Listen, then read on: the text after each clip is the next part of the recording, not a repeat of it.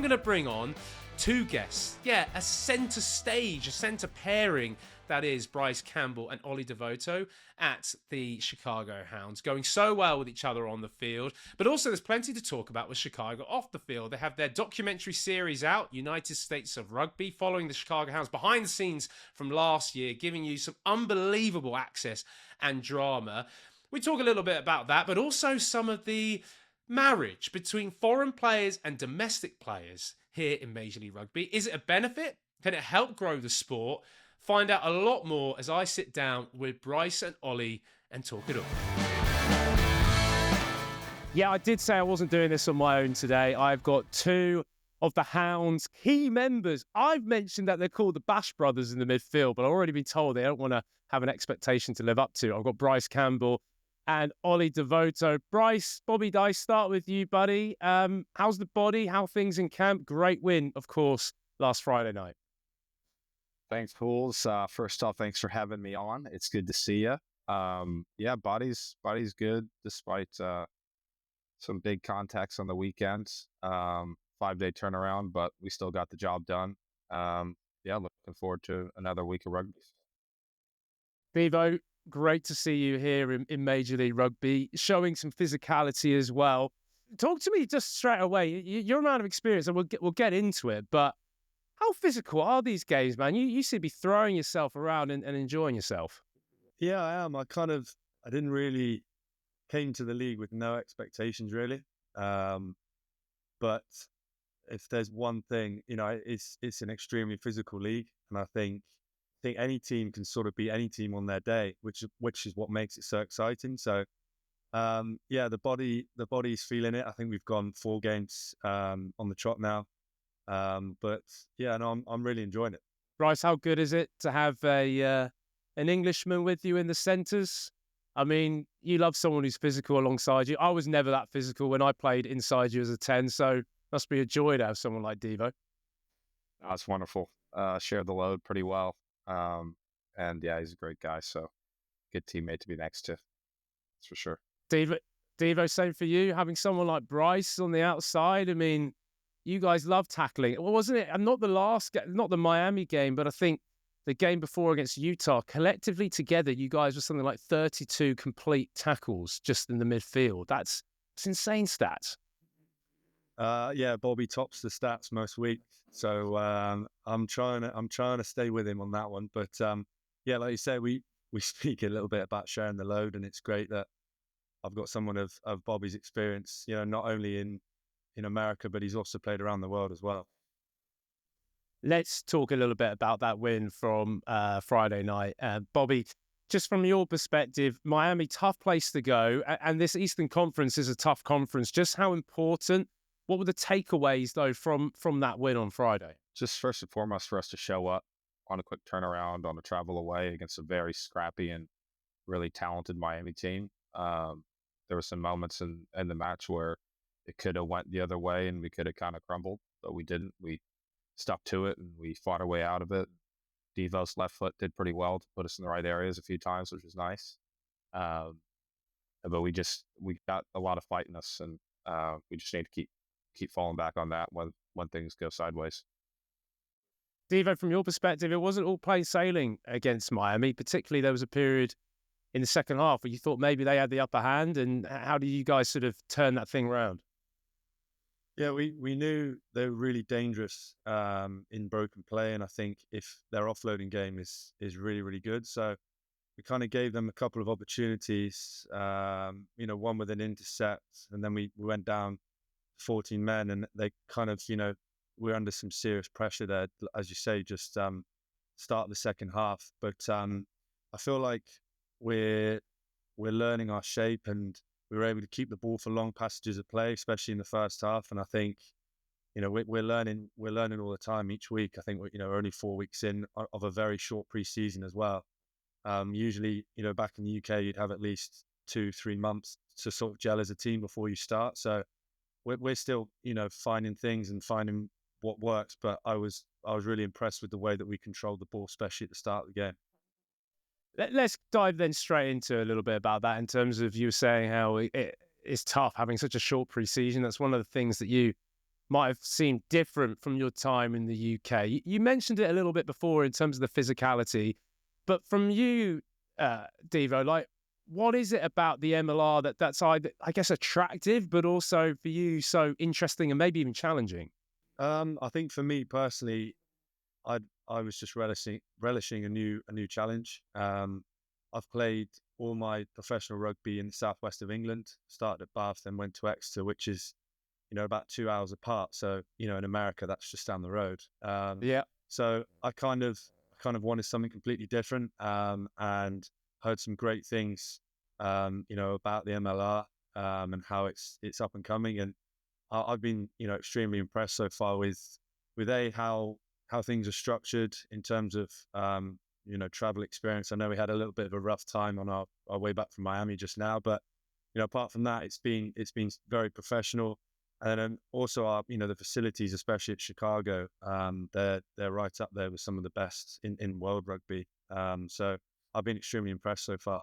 And Bryce, I mean, again, mentioned a bit in terms of playing with him in the midfield and physicality, but having someone like Ollie come in with his experience, just how good is that, not just for you, but the organisation as well? And what has he brought?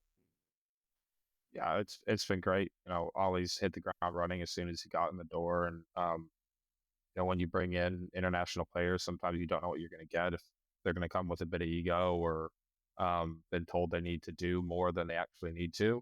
For this league to grow and the game to get better here, we need to make sure our domestic players are getting better, and people like Ollie coming in are a big part of that, and developing our youth, and not just coming in to run the show. So it's a testament to Ollie, and coming in and working hard and making the others around him better.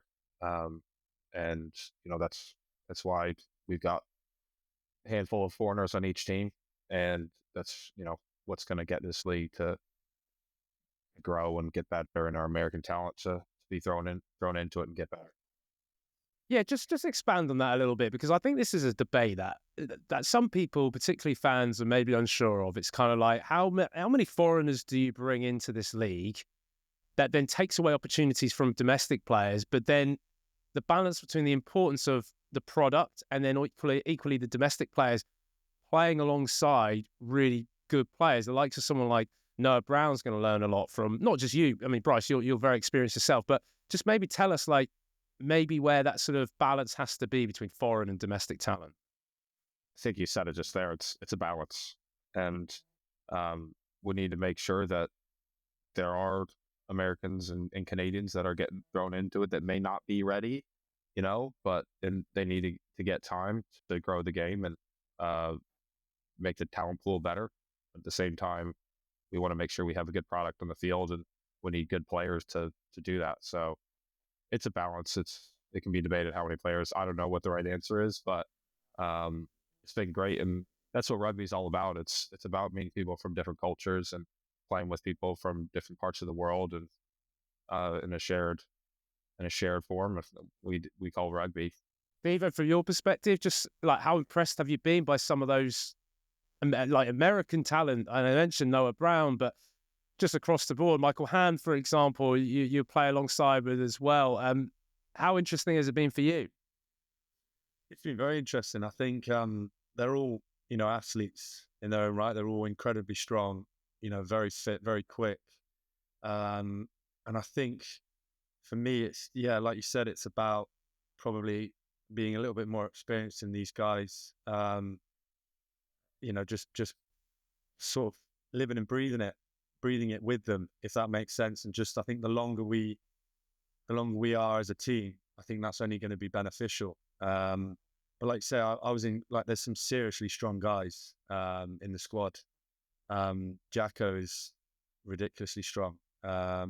So I think rugby, and I'm comparing this to back in the UK. Like, these guys are very, very fit, very, very strong. And I think if more time in the saddle and more game experience, like you say, and also guys taking that role of the leadership group. We've got a lot of American and Canadian influence in our leadership group, and I think that's only going to be beneficial for the game here in America and Canada. I think it's awesome that someone like you has come over. And maybe I retract back again to something you mentioned before about the reasons you did come to MLR, Devo. Like, tell us a little bit. Former England international, Premiership winner, European winner. I mean, this is a big decision for you to come with your family as well, and your little boy. What was it in the end that did it for you? And you say experience, but this is very different. Yeah, so I had 8 years at Exeter Chiefs, and I was really fortunate to be part of a successful team there for 5 or 6 years. But had a probably a couple of years off with injury, as many players do, and kind of was debating on what I was going to do next, whether I was going to keep playing or look at other opportunities, and yeah, so I'm really lucky that America came up. Spoke to James English, and really liked what he was saying about Chicago and how they were only 3 years. This is the third season now, and they were successful last year, getting to the semi-final, but they wanted to go one better. So it kind of fit really well with what I was looking at wanting to do. Come to a completely different city. I mean, you know Devon quite well. I'm very used to Devon life.